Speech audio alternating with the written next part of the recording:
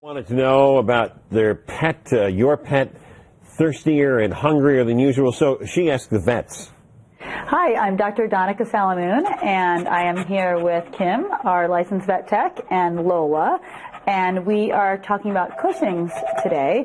Cushing's disease is actually a topic that we heard about from one of our Ask the Vet viewers, Jill, and she had dealt with Cushing's with her own Siberian Husky, and as unfortunately she found out, Cushing's is a very serious disease and can ultimately lead to death.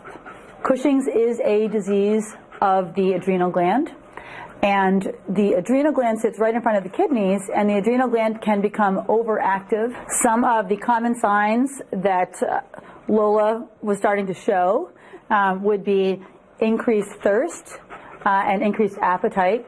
And then because they're drinking so much, then we'll also see increased urination, which can lead to accidents in the house. As the Cushing's disease progresses, we can see diabetes, we can see urinary tract infections, and then they start to change their appearance, and that's some of the other things that you'll start to see would be a pot-bellied appearance as their muscles weaken under their abdomen, and they can lose their hair. So when we first saw Lola, she had some uneven hair. Lola is taking medication right now, and so she's doing very well, and everything is controlled for her. So the next step, if you are concerned about things like increased thirst, appetite, urination, the hair loss, accidents in the house, you would contact your veterinarian and make sure that we do some tests. And these are simple blood and urine tests that we do.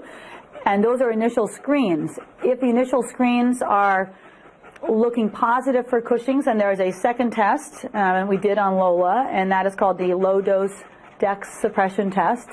And if that is positive, we can start treating. And so Lola takes a regular dose of trilostane. Another option is Lysadrin for dogs.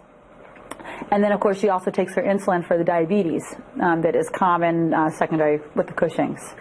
So Lola is doing very well, but as I alluded to earlier, that it is very serious, and that high level of steroids, if it's not suppressed, can ultimately lead to death. And so it's very important to get your dog in if you have any concerns, and we'll make sure that we look for Cushing's.